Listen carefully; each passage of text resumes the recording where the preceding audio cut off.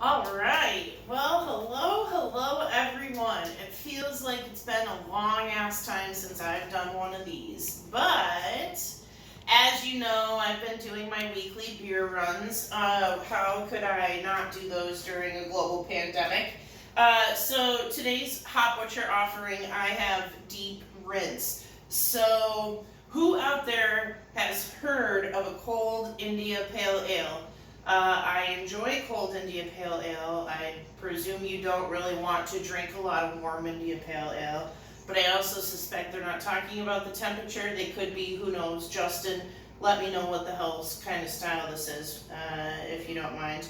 And anyways, we have Centennial, Simcoe, Amarillo, and Super Sazer hops going into this guy. It's a 6.25, so it's a little bit lighter ABV than their normal IPAs.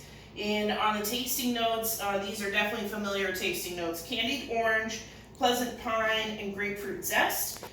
Since I'm in my formal tank top this evening, I decided to use a formal beer glass, and so let's see what we got. Ooh, and it smells hoppy. All right. On first glance, this isn't a hazy. This is a non-hazy entry. It seems like Hot Butcher's really been making strides. I would say in the past two months or so, 2-3 months, with really putting out a non-hazy IPA, and it's been working out for them. So if you've had a chance to try, let's see here. I think there was Destination Mars, D's Dem Does. Now we've got Deep Rinse. I mean, this looks fantastic. Look at that golden color, you guys. That just looks unbelievable. Yeah, I mean, it definitely just kind of smells like a couple of pine needles sitting on top of your beer here.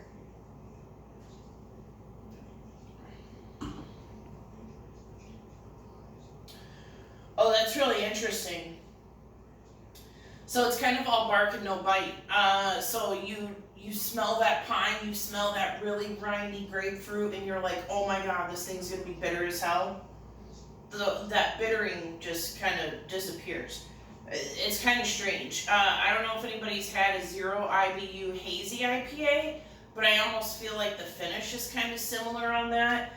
So I'm intrigued by this. I'm not sure what I'm supposed to get from it, but I know that this is definitely, this is right up Hot Butcher's alley. They're not afraid to try new things and do different things with their beers, and I think that this is no exception. It's very good. Don't get me wrong. I think I just am not used to a beer like this, and so for me it was kind of interesting and now that I talk, I do have that little bit of pine and grapefruit in that aftertaste. So it's almost like it comes in like a lion, just chills for a little bit, and then it reminds you a couple minutes later what you were up to.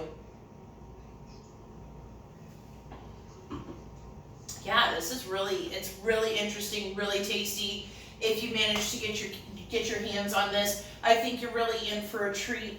I love the colors on this can too. I really can't stop looking at the blue. And Dan Grzeka, who I follow on Twitter, he doesn't know who the fuck I am.